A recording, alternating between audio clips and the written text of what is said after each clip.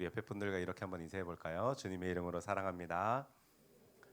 네, 주님의 이름으로 사랑합니다. 잘 오셨습니다. 축복합니다. 네, 네, 여러분 혹시 다이어트 해보신 적 있으신가요? 다이어트 매일? 요즘에 우리 청년들 특히 이제 그 자매들하고 요즘 얘기하다 보니까 다들 갑자기 다이어트를 엄청들 하시더라고요. 그러면서 왜 지금 갑자기 다이어트를 하냐 그랬더니 여름이잖아요.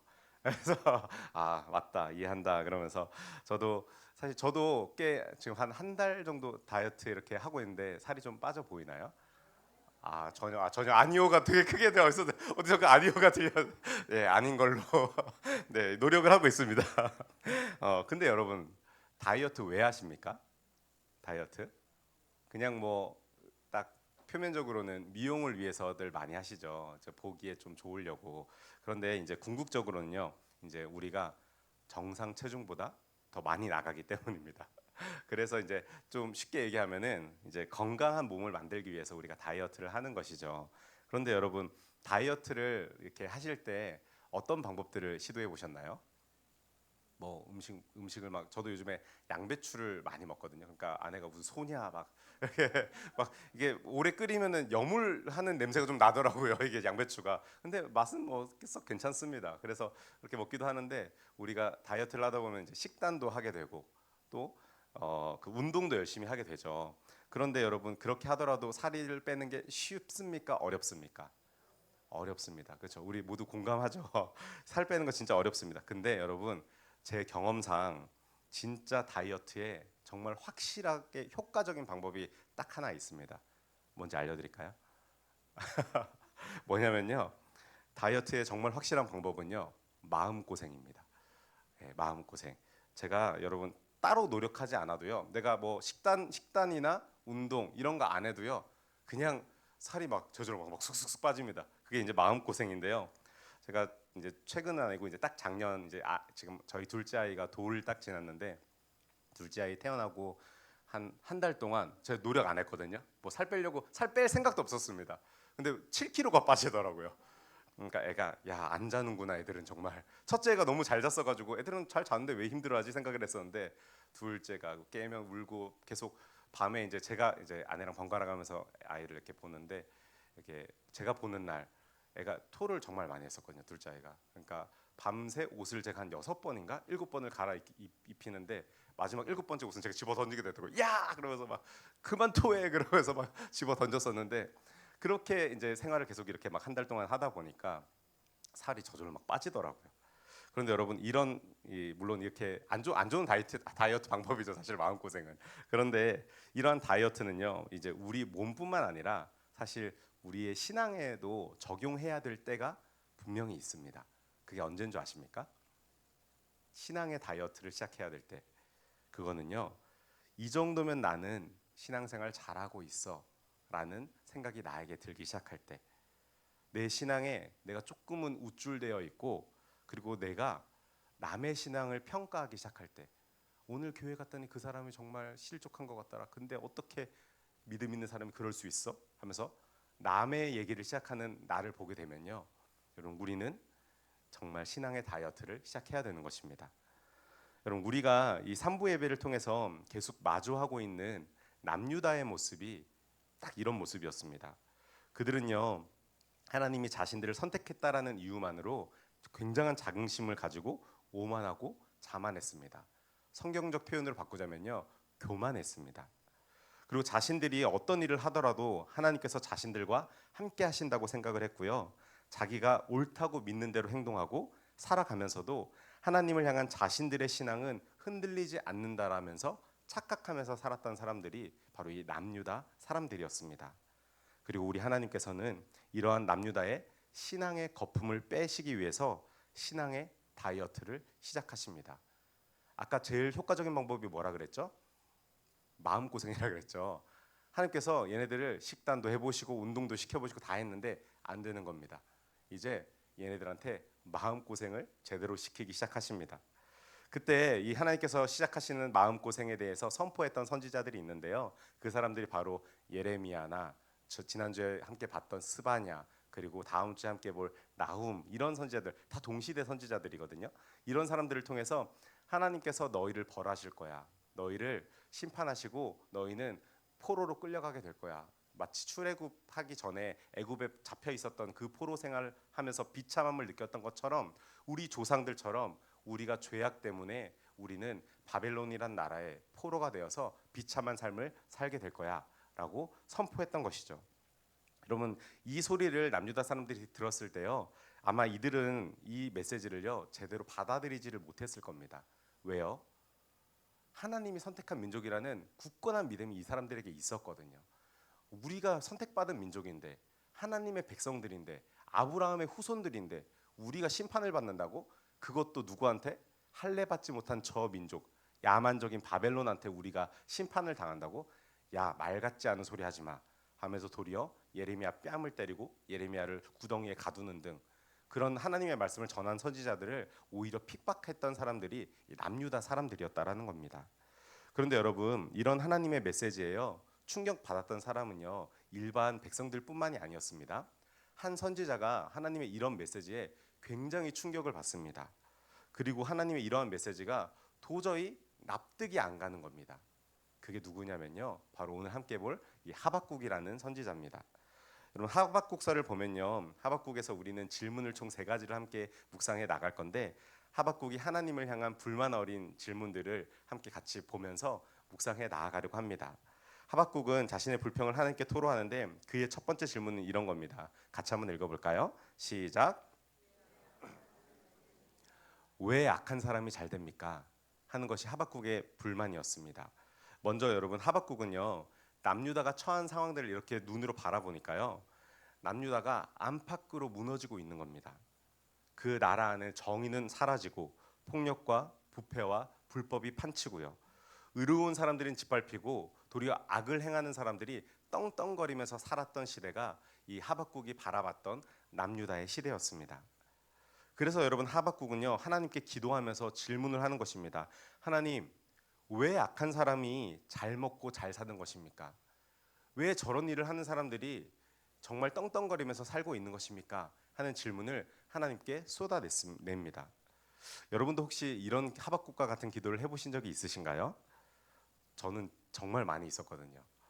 제가 20대 초반에 정말 하나님에게 이런 질문들을 정말 많이 했었는데, 하나님, 같이 교회 다니는 인간이긴 한데 저 인간은 거짓말하고 진짜 신앙이 별로 좋지 않은 것 같은데 왜 잘 먹고 잘 사는 거죠? 쟤는 교회도 맨날 빠지는데 왜 좋은 대학을 가죠? 쟤는 정말 신앙생활 열심히 안 하고 맨날 주일을 퐁당퐁당 빠지고 또 어떨 때는 한 달씩 여행 간다 그러면서 아예 싹 빠져버리는 그런 앤데 직장에 취직이 잘 되고 좋은 사람 만나고 이런 것들을 보면서 마음에 불만이 생기는 겁니다. 저는 신앙생활 정말 열심히 했거든요. 그러니까 제가 열심히 했다라는 신앙생활은 어떤 거냐면요, 제가 한 번쯤 이게 말씀드렸던 적이 있었던 것 같은데, 제가 청년 때, 제가 20살 때 목사님들보다 교회 열심히 나갔습니다. 그러니까 목사님들 그래도 월요일 날 쉬시잖아요.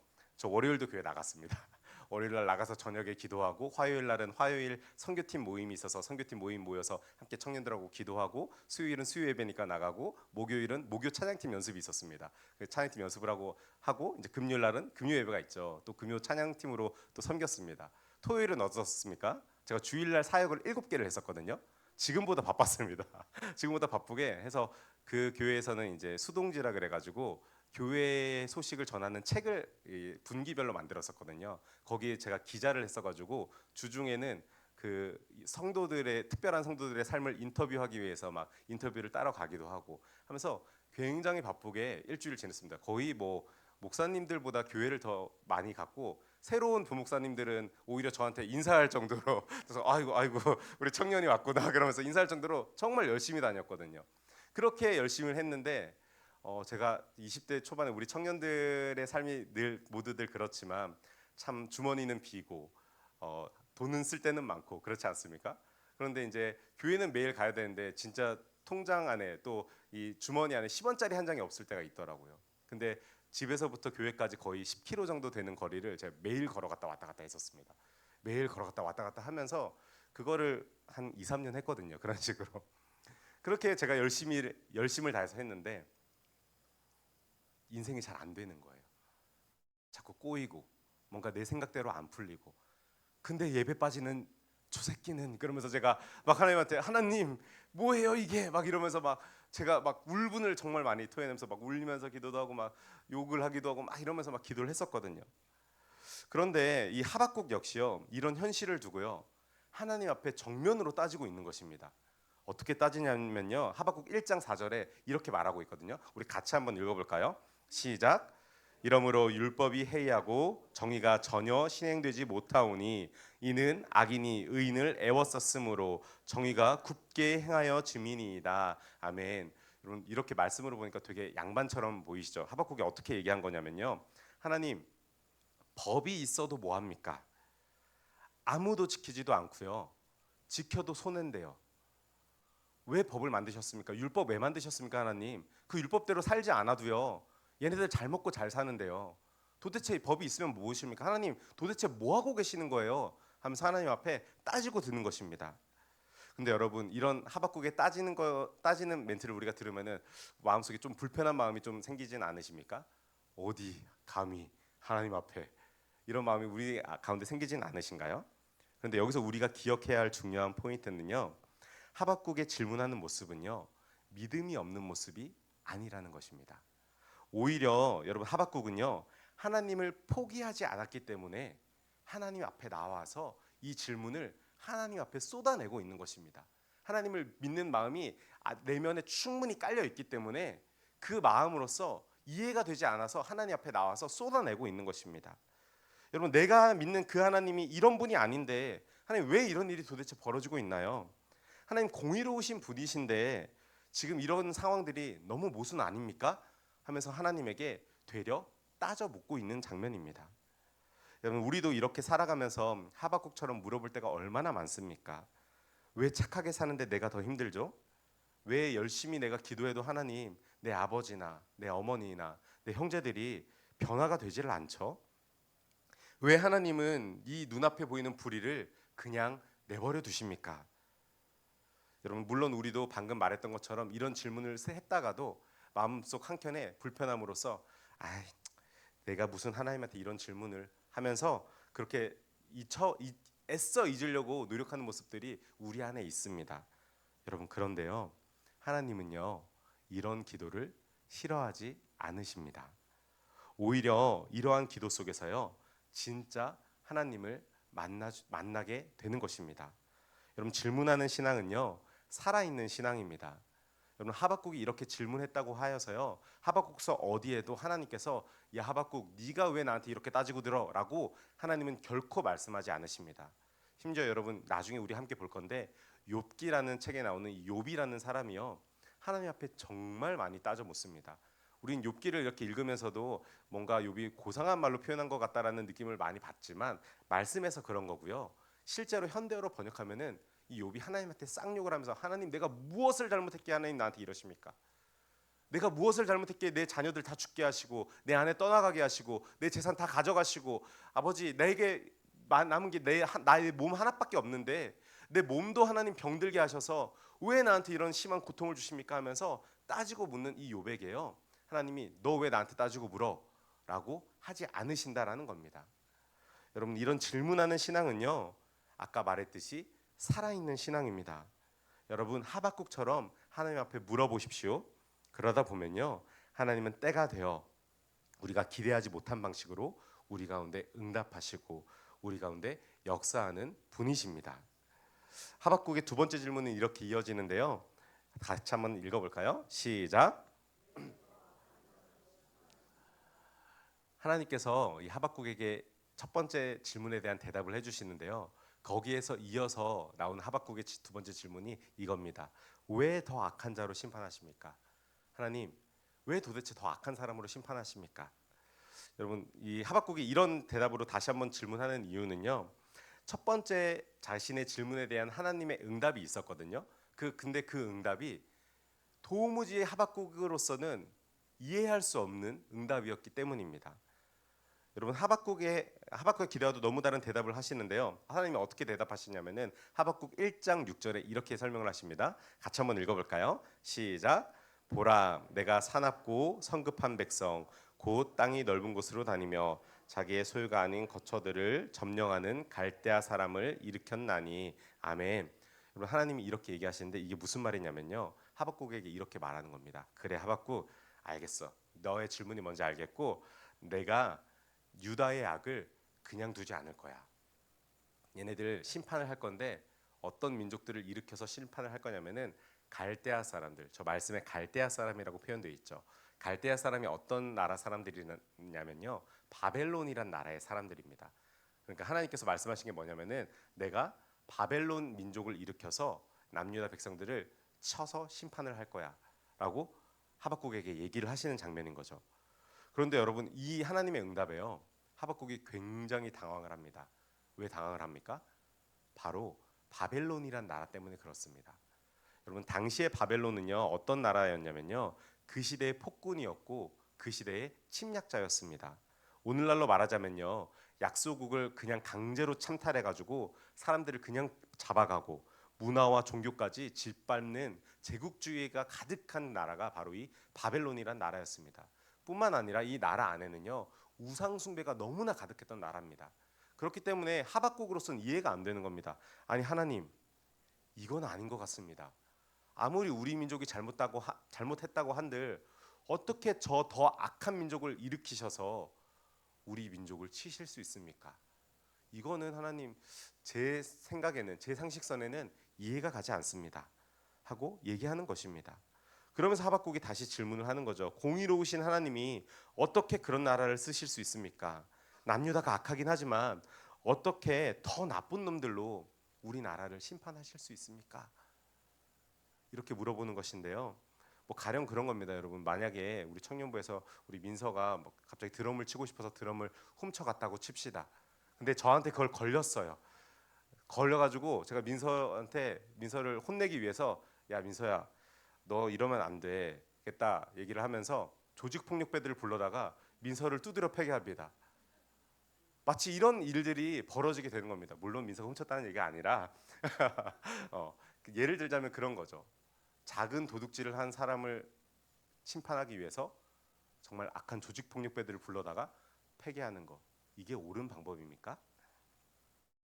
여러분, 이런 질문을 하나님 앞에 하박국이 쏟아 놓을 때요, 하나님께서 하박국에게 이렇게 말씀하십니다. 하박국 2장 4절의 하반절인데요, 같이 한번 읽어볼까요? 시작. 의인은 그의 믿음으로 말미암아 살리라. 아멘. 여러분, 어디서 많이 본 말씀 아닌가요?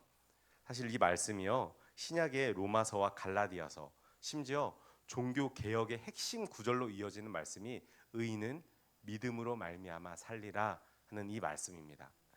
여러분, 이 말씀이 하박국에게 하나님께서 먼저 하신 말씀인 겁니다. 바울이 했던 얘기가 아니라요, 하나님이 하박국에게 하신 말씀입니다. 의인은 그의 믿음으로 말미암아 살리라. 여러분, 의인이 그의 믿음으로 말미암아 살리라라는 이 말씀의 진정한 의미는요, 정말 그렇게 하는 것이 하나님의 뜻인가 의심스러울 그때에 눈앞에 보이는 것으로 판단하지 말고 하나님을 신뢰하라라는 말씀입니다. 어떤 말씀이라고요? 눈앞에 보이는 것으로 판단하지 말고 하나님을 신뢰하라는 말씀입니다. 우리 청년들과 함께 이 교리 공부를 한 학기 동안 쭉 이어왔거든요. 한 13주 과정 정도, 거의 대학교로 치면 한 학기 과정을 함께 우리 한 8명의 청년들과 쭉 끌고 왔는데요. 이제 어제부로 마쳤습니다. 어제 재림이라는 단원을 마치면서 이제 수업을 마치게 됐는데, 마지막 정리할 때 굉장히 눈에 띄는 정리하는 문장이 있더라고요. 뭐라고 적혀 있냐면요, 교리는 이해하기 위해 믿는다. 이 교리라는 말을 신학으로 바꿔도 되거든요. 신학은 이해하기 위하여 믿는다라는 것입니다. 이게 무슨 말입니까? 신학이라는 것은요, 이해되는 것만 믿는 게 아니라요, 내가 먼저 믿고 나서 그 다음에 믿음 안에서 이해해 나아가기 시작하는 것, 그것이 신학이라고 말을 하고 있는 것입니다. 여러분, 세상을 살다 보면요, 우리 어르신들은 잘 아시겠지만요, 먼저 우리가 이해해서 믿는 게 아니라요, 믿고 났더니 그게 이해가 되는 순간들이 있습니다. 그렇죠? 세상을 살다 보면 어떤 사람에게 내가 이 사람을 잘 모르지만 난 이 사람을 신뢰할 수 있기 때문에 이 사람에게 믿음을 줬을 때 그 사람들이 그 신뢰한 믿음에 대한 보상을 해주는 때가 정말 많이 있다라는 거죠. 근데 여러분, 하물며 세상 일도 그런데 하물며 하나님입니다. 어떻게 인간의 생각으로 우리가 하나님의 일들을 다 생각할 수 있으며 어떻게 우리의 생각으로 하나님을 온전히 이해할 수 있겠습니까? 여러분, 우리가 먼저 하나님을 믿고 신뢰하며 나아갈 때요, 하나님께서는 우리가 알지 못하는 크고 놀라운 비밀한 일들을 우리 앞에 펼쳐 보여 주신다라는 것입니다. 여러분, 우리도 때로는 눈앞에 불공평한 일들이 펼쳐질 때가 얼마나 많습니까? 그런데 우리가 기억해야 할 것은요, 하나님은 우리의 눈보다 더 멀리 보고 계신다라는 것입니다. 여러분, 우리는 지금만 보지만요, 하나님은 역사를 주관하는 분이시고 그리고 우리를 심판하시지만 회복까지 생각하는 분이십니다. 우리는 그런 하나님을 신뢰하며 믿음으로 살아가야 하는 것입니다. 그리고 여러분, 하박국은 하나님께 이렇게 질문하지만요, 이 하박국서를 통해서 우리는 하박국서를 묵상하는 우리에게 하박국이 질문하고 있습니다. 함께 묵상할 세 번째 질문은 이것인데요. 같이 한번 읽어볼까요? 시작. 고통 속에서도 하나님을 신뢰할 수 있습니까? 이런 질문인데요. 여러분, 하박국은요, 더 이상 하나님께 따지지 않습니다. 그의 질문이 다 풀렸거나 상황이 바뀌었기 때문에 질문하지 않는 것이 아닙니다. 바뀐 것은요, 상황이나 눈앞에 보이는 일들이 아니라요, 바로 하박국의 태도였습니다. 여러분, 하박국은 이렇게 고백합니다. 오늘 본문에서 3장 17절 18절에 이렇게 말하죠. 우리 같이 한번 읽어볼까요? 시작. 비록 무화과 나무가 무성하지 못하며 포도나무에 열매가 없으며 감람나무에 소출이 없으며 밭에 먹을 것이 없으며 우리의 양이 없으며 외양간 소가 없을지라도 나는 여호와로 말미암아 즐거워하며 나의 구원의 하나님으로 말미암아 기뻐하리로다. 아멘. 어디서 많이 본 말씀 아닌가요? 우리 찬양으로 많이 했죠. 그래서 막 무화과 나뭇잎이 마르고 포도 열매가 없으며 하면서 막 LOVE 막 이러면서 막 즐겁게 막 기쁘게 박수 치면서 찬양하는 찬양 아닙니까? 그런데 여러분, 이렇게 부르는 찬양의 진짜 의미는요, 이런 것입니다. 하나님, 지금 제가 가진 게 아무것도 없습니다. 농사도 망했고요, 양도 없고 소도 없어요. 이거 오늘날로 바꿔 말하면요, 하나님, 저 직장에서 잘렸습니다. 지금 통장에 잔고가 하나도 없어요. 당장 내일 먹을 게 냉장고에 하나도 없습니다. 한마디로 경제적인 상황이 완전히 파탄나 버렸습니다. 그런데 여러분, 놀라운 고백은 이어지는 고백입니다. 하박국이 뭐라고 말합니까? 그렇지만 저는 하나님 때문에 기뻐합니다. 내가 경제적으로 완전히 파탄나서 당장 내일 먹을 음식이 눈앞에 없지만 하나님, 저는 하나님 당신 한 분만으로 기뻐합니다. 라는 고백을 하고 있는 장면입니다. 여러분, 하박국은요, 환경이 아니라 하나님 자체로 기뻐하는 신앙의 모습을 보여주고 있습니다. 하박국은 질문으로 시작했지만 믿음의 고백으로 마무리하는 신앙의 도약을 보여주고 있는 것입니다. 오늘 오신 여러분, 반드시 기억하십시오. 감사는 조건이 아니라 관계에서 나옵니다. 기쁨은 상황이 아니라 신뢰에서 나오는 겁니다. 우리가 하나님과 정말로 친밀함 속에 거하고 있으면요, 우리가 마주하는 어떤 상황 속에서도 우리는 하나님을 찬양할 수 있는 것입니다. 여러분, 이것이 데살로니가 전서에서 바울이 항상 기뻐하라, 쉬지 말고 기도하라, 범사에 감사하라 라고 말하는 일체의 비결이 바로 여기에 담겨 있는 것입니다. 우리가 하나님 안에 거하면서 하나님과 친밀하게 있을 때 우리의 상황을 보지 않고 우리는 항상 기뻐할 수 있는 것이고 항상 기도할 수 있는 것이고 항상 감사할 수 있게 된다라는 것입니다. 이제 오늘 말씀을 정리하며 혹시 오늘 이 자리에 계신 여러분들 중에 마음속에 하나님, 이해가 안 됩니다 라는 질문을 품고 계신 분이 있다면요, 하박국의 고백을 오늘 나의 고백으로 바꿔보시기 바랍니다. 우리 한번 마지막으로 따라해 볼까요? 하나님, 상황은 여전히 어렵지만 나는 여전히 주님을 신뢰합니다. 주님 한 분이면 충분합니다. 여러분, 이 고백의 말씀이 오늘 우리의 입술과 삶에 새겨지기를 주님의 이름으로 축원합니다. 기도하겠습니다.